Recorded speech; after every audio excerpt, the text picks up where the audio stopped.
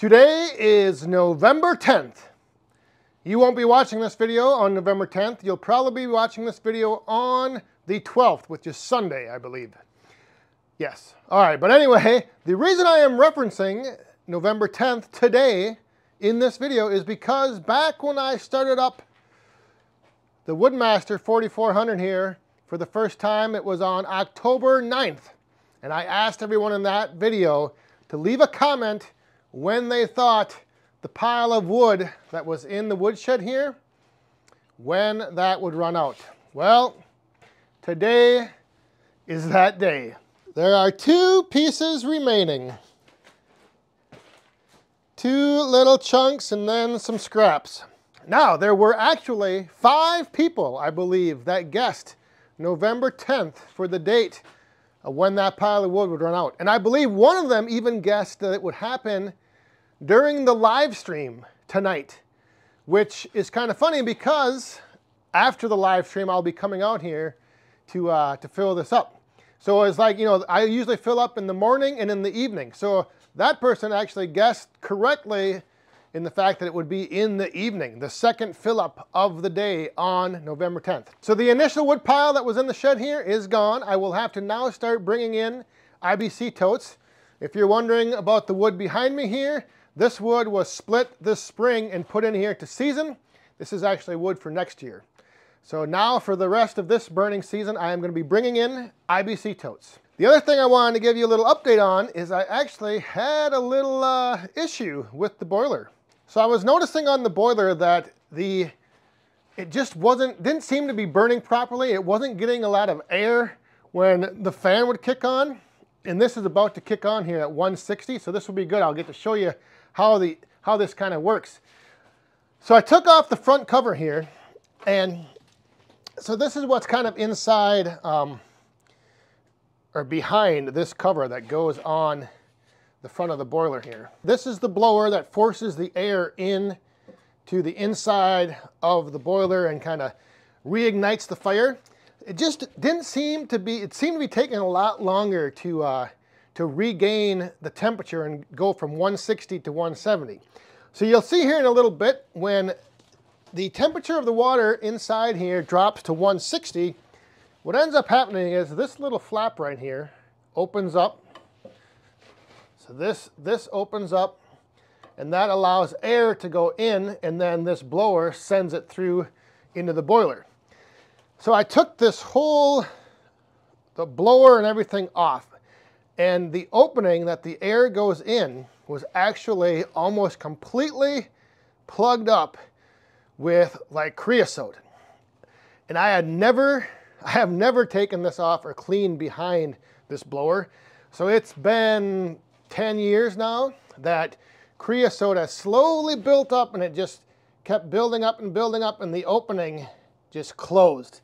So behind this blower, it was completely like blocked off. So I had to do a little maintenance on it. I had to do a little work. I cleaned that out. But you'll see here in a little bit what happens when the water temperature drops to 160. And of course, now that I'm waiting for this to happen, it's taking a lot longer than it should be. But I think what was happening is when I came out here, it was at 164, and then it dropped pretty quick to 162.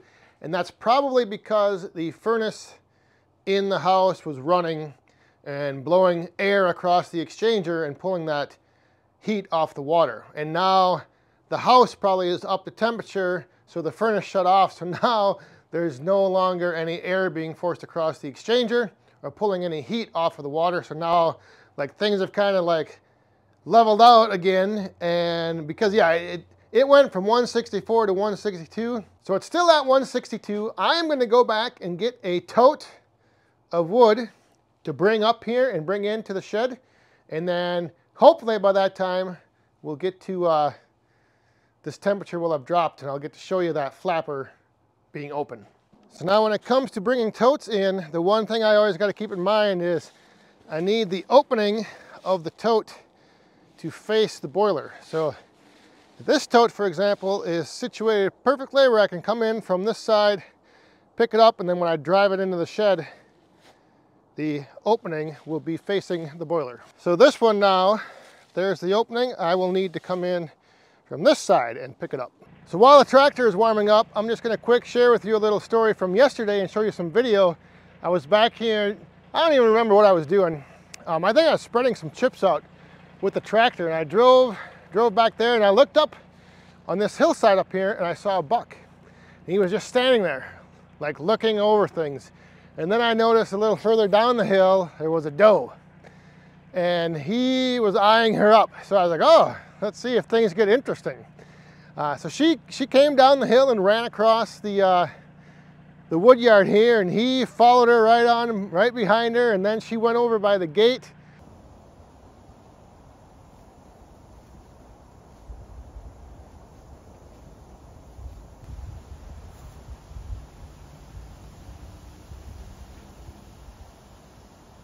We threw some pumpkins out, so they were checking those out.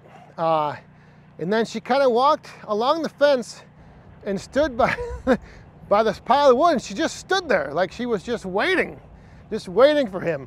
And so I suppose because I was around, you know, he was a little shy, gun shy to get going with stuff, but he stood there and he looked at me and he looked at her, and he wasn't sure quite what to do.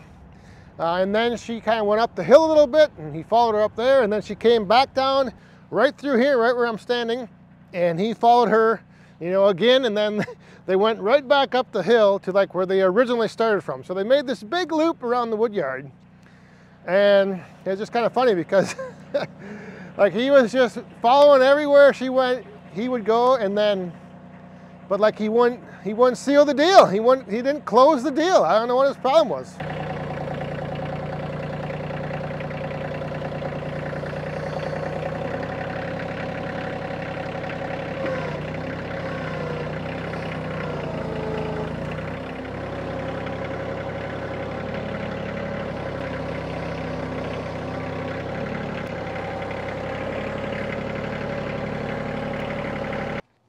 All right, we have the tote in. Oh, and there's the flapper. Just as I was getting ready to say that the temperature is almost to 160. So there we go. That is what happens when the temperature of the water inside the boiler reaches 160. This blower kicks on, this flapper opens up, and now it sucks air in and shoots it inside the firebox. Man, that was like perfect timing. You notice how the smoke is really coming out of there now? Like before, like the other day when that blower was on, the smoke was not coming out like that. It was barely coming out of the stack. So I knew something was wrong, because that is how it should look. When that blower's on, that smoke should be getting pushed out of there. The other thing I noticed when I came up with this tote that I didn't see before was there is some wood missing from the roadside stand. So that's always good.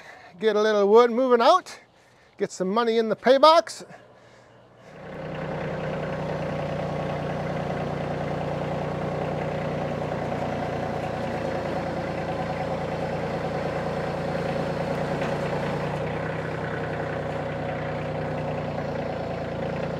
All right, so we have 2 totes of firewood in, ready to go to refill the boiler. Let's take a look and see how well things are burning in here.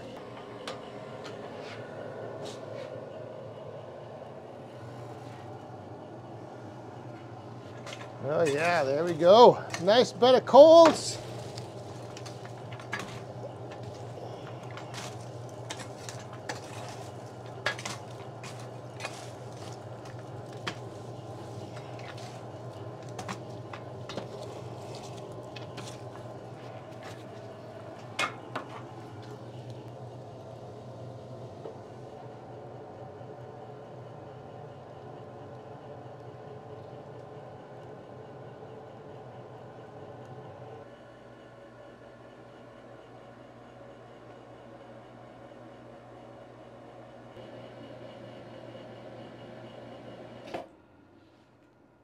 All right, we have reached 170 on our water temp, and when that happens, the blower shuts off and that little flapper closes, and now no more air is being sent in to the firebox.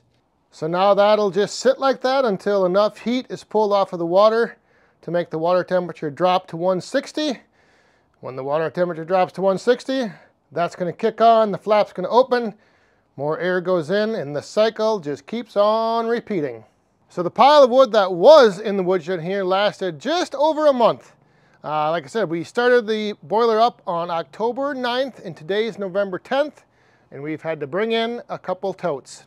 So I'm going to put the names up right here of the people who left the comment of November 10th. You guys send me an email, back40firewood@gmail.com, and maybe I'll put your names in a little drawing and send you out a little prize pack. The one person, however, though, that did pick the date and during the live stream, I might send you something even if you don't win the drawing. And speaking of which, tonight is the live stream, and after the live stream I will be coming out. The wood that you saw in there that's in the boiler, what I was showing burning, that should last me now through, you know, this evening. After the live stream I'll come out, throw those two pieces that were on the ground, throw those in, and then we will start burning from the totes. And I think I had 8 totes lined up back there, 8 or 9 ready to go. But anyway, we have wood back in the woodshed now, and we are into burning the wood from the totes. Once I get a few of these totes emptied out, I still have more wood up on the hill to put into the totes. So still plenty of wood back in the wood yard. Just because the woodshed was empty, that does not mean our supply is running low. In fact, I'm starting to get even a little further ahead than I thought I would be.